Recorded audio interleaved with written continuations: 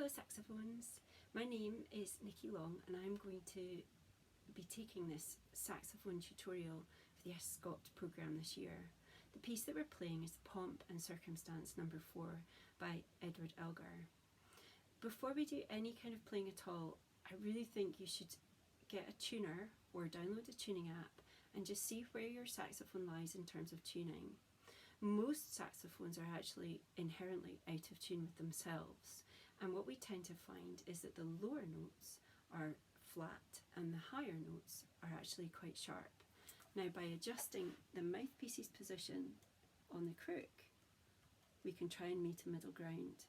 So as I pull the mouthpiece out, my notes will get flatter and flatter, and as I push them in, they will get higher and higher. When you're tuning up your instrument, it's best to have quite a firm sound. Make sure you're always supporting here by pushing in with your tummy muscles. And it could be quite a loud sound actually. The notes that I recommend that you try out with your tuning app are a low D and a low G, and then the same two notes but with the octave key, so a higher D and a higher G.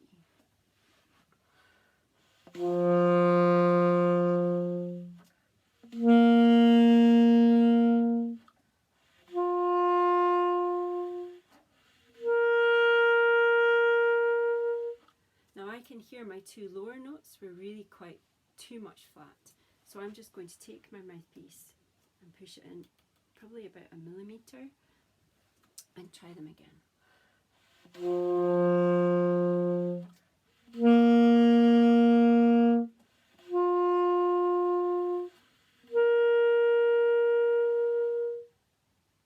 And now most of those notes are pretty much either absolutely in tune or ever so slightly one way or the other. What we're looking for is a sort of a middle line where nothing's too flat and nothing's too sharp, but you're maybe not looking for all the notes to be absolutely perfect.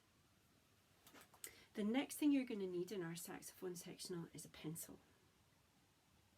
So if you could go and get a pencil and then come back, and I'll have 3 different saxophone sectionals for you to look at. There'll be the beginner alto saxophone sectional, there'll be a tenor saxophone sectional and an alto saxophone sectional. I look forward to seeing you in a few minutes.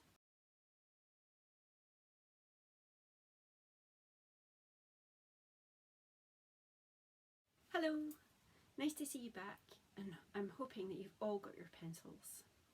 This is the beginner alto saxophone video, and this is the beginner alto saxophone part for Pomp and Circumstance. When we look through this piece, we can see that we've mostly just got crotchets, but the crotchets are actually really important because they are supporting quite a nimble tune. And what we need to do with our crotchets is make sure that we always reflect the mood, even in our simple 3 crotchets, of the tune and the melody that is above us. Now, for example, if you look at the very, very opening, we've got 3 E's. It's easy enough to play 3 E's, but when you consider what the tune's doing on top of you, you might actually want to make sure those 3 E's are not just crisp, but ever so slightly detached, and also really look after the crotchet rest at the end so that there's a very clean cut-off. There's one other thing that you can do to make sure that you're always supporting your melody line, and that is see if you can copy the phrasing. Now, the phrasing, often with wind instruments, often indicates where the breathing is going to be.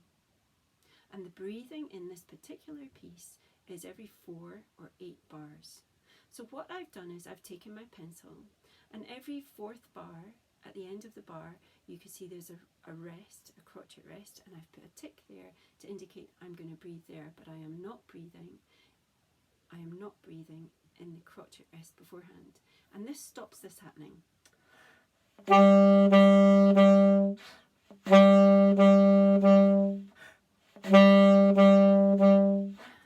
After we breathe on an instrument, there's often quite a lot of pressure of air behind because we've just taken a fresh breath in.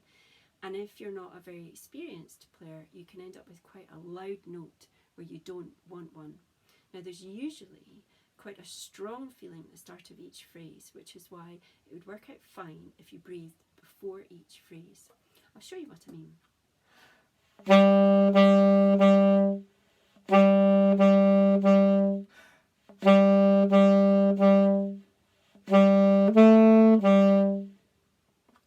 And hopefully you've noticed that although I didn't stop to breathe, I also didn't play through the rest. Now, another good reason to have a pencil is that you are actually playing in a couple of tricky keys. You have 4 sharps for the first 6 lines, and then later again, as you turn over the page, you're going to have 4 sharps again when you get to letter M. And these 4 sharps, the fingering for them are this. We have an F sharp here, we have a G sharp here, we have C sharp, which is no fingers at all, and we have a D sharp. And the D sharp uses this little pinky key here. The D sharp doesn't actually appear until the second page. The first one that I can see is just after S. Between S and T, you have a couple of D sharps. It might not be a bad idea if you're not great at remembering your sharps, just to go through now and mark them in with a pencil. The next thing I want to bring to your attention is at letter G, you have a change of key. Here we go from 4 sharps to 3 sharps, so the D sharp is dropped. And also there's a great change of mood here. In some of the other parts, there are some language is used to describe the mood of the music of that piece. And we don't have that, but we do have a piano marking. You see, if you see the little P there. But I think it might not be a bad idea for you to take your pencil now and write the word legato or the word smooth, just to help you remember when you get to letter G that the mood of the music has changed from being quite brisk and sprightly to really quite smooth and gentle. And you want these notes to sound differently to the way that they did at the very opening of the piece, where they were quite almost detached. Here they're going to be very smooth.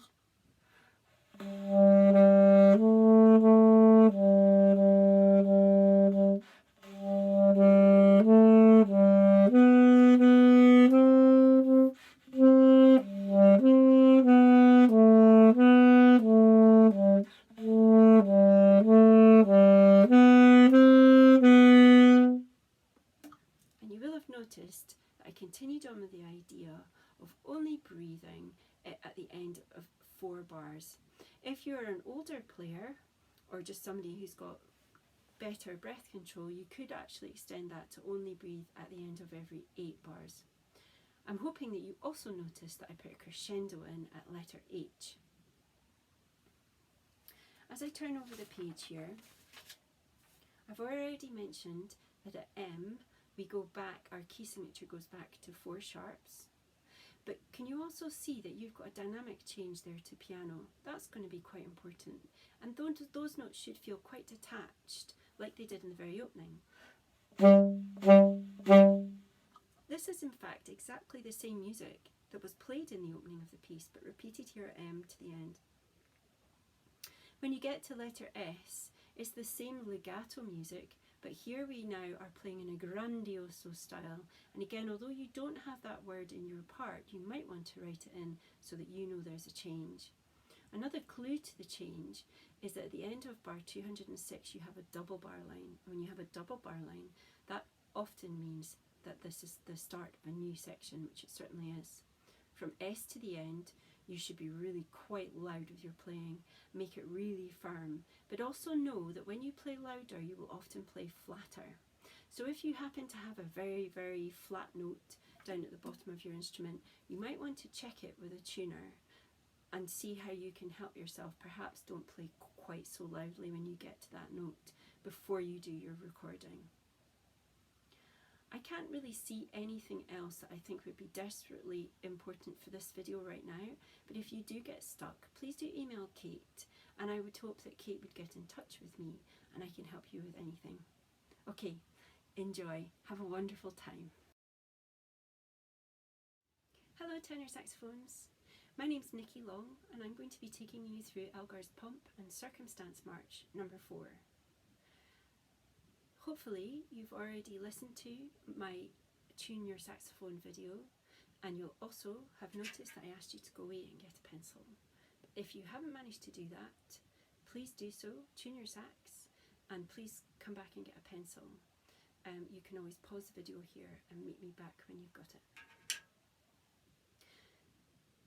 So this piece then is, for you, it's all about controlling your articulation. There's lots of different articulations in this piece. We've got staccatos, which are nice short notes that need to be stopped with the tongue. We've got tenutos, which are longer notes where you really need to support with your air. We've got accents, where the front of the note is the most important part. And we've got sforzandos. And we also, on the second page of the piece, have some hats. Now, a hat like this on a note, it's also known as a marcato, is to be short like a staccato and also loud. So those are sudden loud notes, but we'll come to them in a moment. First of all, I'd like you to think about the phrasing while you're playing your part. Although you're not actually playing the tune, the melody of the line, you are playing the same rhythm, and therefore it's very important that you follow the same phrasing. It's extremely easy to become late while you're playing this music if you breathe in any of the little rests. So if at all possible, could I encourage you please to only breathe when you either have a crotchet rest or at the end of every 8 bars.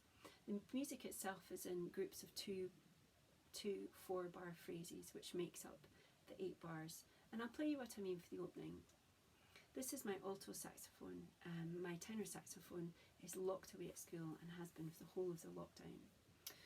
So the key will be different, the notes, the pitch of the notes will be different to your tenor saxophone, but relatively speaking, what I'm playing will sound the same. Now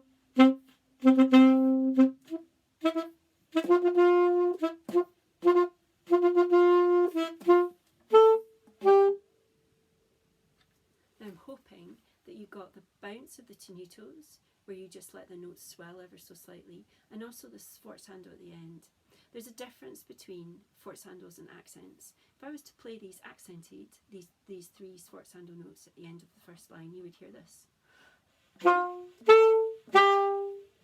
Really quite pingy, and all the attack on the front of the note.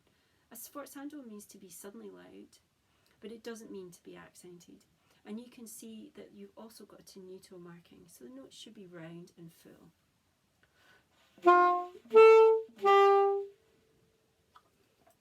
Now your pencil's going to come in handy pretty quickly. Looking down, I can see in bar 21 you've got an enharmonic note, a B sharp. The other name for B sharp is a C natural. If you're uncomfortable reading a B sharp, which you may or may not be, then please do just put in a little C natural on above that note in your part so that you can play the line that starts on a C sharp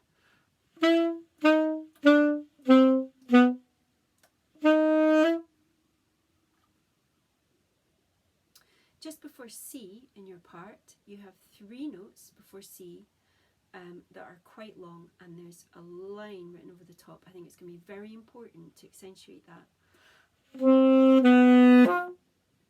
But the last note is definitely lifted.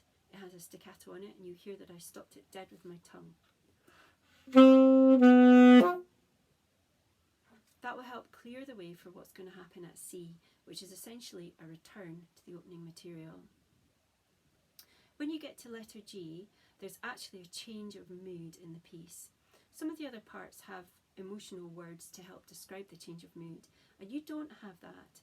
But if you wanted to, you could maybe write in the word legato or dolce, which means sweetly, or just sweetly, and the word smooth, which also means legato. When you get there, make sure that the melodic line is everything you're thinking of. You want to really support this with your air.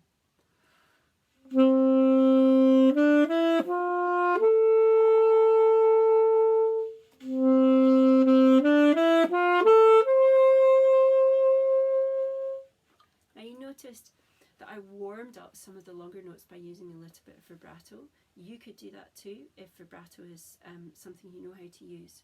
But I also stuck to only breathing after every 8 bars, which I think is probably one of the key things to making a really tight recording so that your phrasing is going to match the rest of the band's. As you're recording this section, please do be super aware of the dynamic changes, because the dynamic changes can really make or break a slow section in a work. When you get to J at bar 107, these need to be very light, even though they're marked loudly 40. You want to think of 40 as just meaning firm, but there should be real daylight in between each staccato crotchet. Then you've got ones with accents on them as well.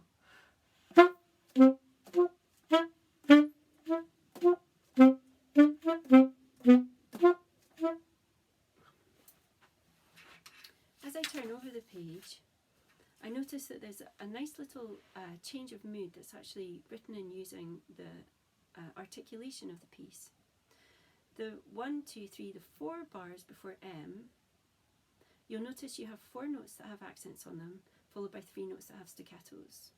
And then at M itself, we have a return of the opening music and return of the key signature too, if you haven't noticed. And but this time it's piano, so it's to be quiet. So I think the 4 accents should be quite loud, and then when you get to the staccatos, because you're actually producing less sound with each staccato because it's short, that actually will lead you into this new feeling at M.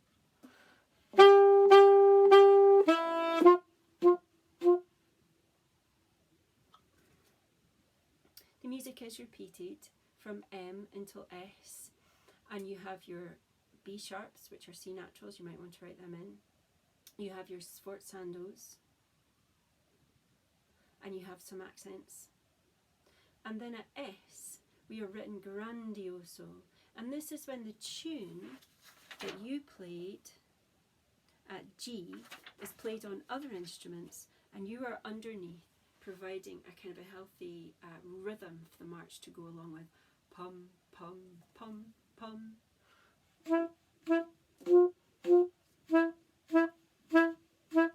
And again, please do be aware that you should be in 4 or 8 bar phrases, and please don't breathe out randomly.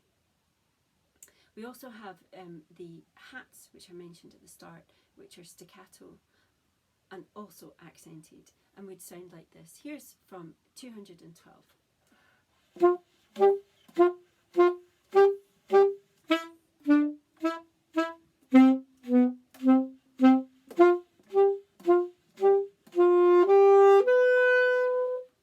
Going all the way up to your G sharp at the top there. As I'm looking through, I can't really see anything else that I think would be problematic, but if you do find that there's something that you can't play, please do get in touch with Kate, and she will pass your query on to me and I will get right back to you. So enjoy yourself, have fun, practice with your metronome, and just have a great time. Bye! Hello alto saxophones, it's Nicky here. I'm going to be taking you through Elgar's Pomp and Circumstance March number 4. I'm hoping that you've already tuned up your saxophones, and if you watched my video on how to tune your saxophone, you will have also noticed that I asked you to go and get a pencil. You will need this pencil to write in some notes in your music, so if you haven't already got one, pause the video now, go and get one, and join me here in a moment. We have some quite tricky notes in this piece today. You are playing in a key signature with 4 sharps. You have F sharp, C sharp, G sharp, and D sharp. But you also have notes, if you can find for me the 5th bar of B, you have an F double sharp. F double sharp, if you've never used a double sharp before or seen one, it's when you have a note and a cross just before the note. That means double sharp. When we sharpen a note, we raise it up a semitone. When we use a double sharp, we raise it up 2 semitones. So an F double sharp becomes a G natural. You might want to write G natural just above that note, and you'll see in bar 29 you have another one.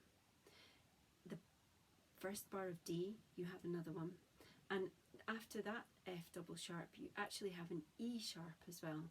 And the other name, the enharmonic name for an E sharp, is an F natural. There's quite a few of these through the piece.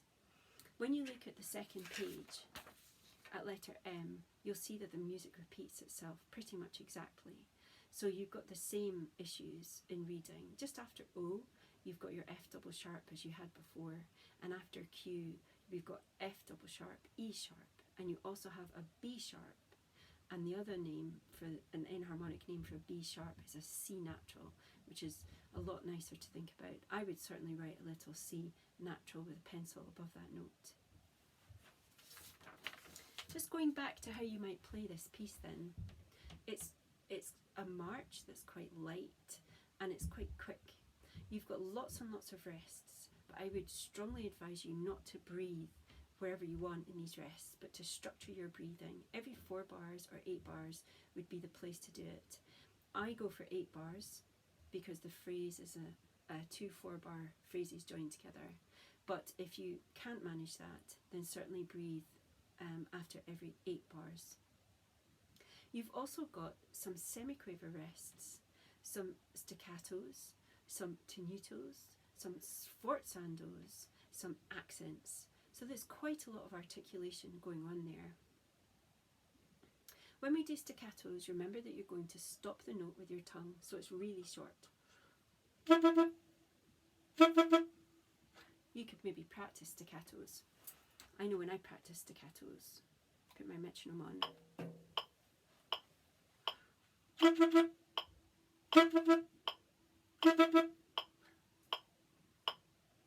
not a bad thing to practice.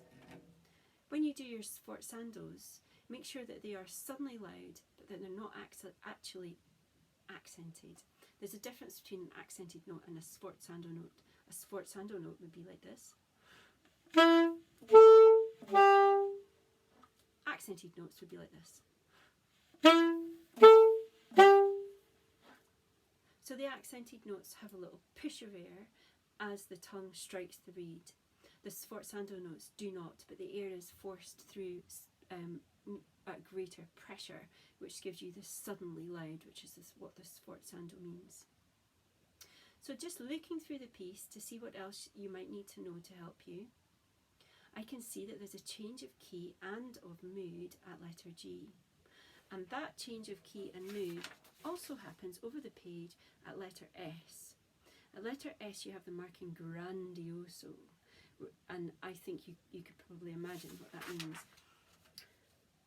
At letter G you don't, but you do have a piano marking, and that should be something, an indication to you to tell you that the music is changing. This music here needs to be quite legato. Obviously it needs to be quiet, and it needs to still be in 4 or 8 bar phrases.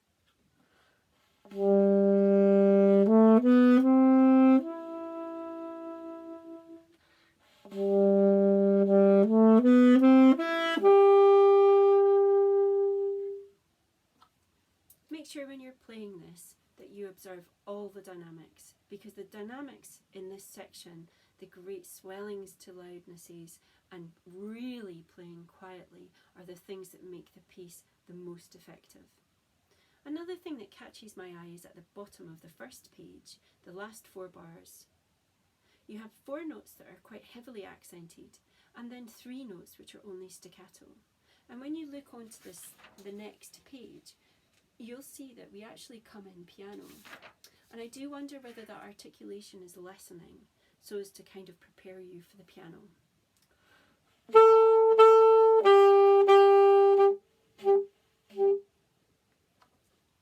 Hopefully you can hear how the reduction in the articulation, and because the staccatos themselves are shorter to play and therefore have a shorter sound, they're not as loud because we don't play them for as long. Well, you can hear how that affects the music, so that when you come to M,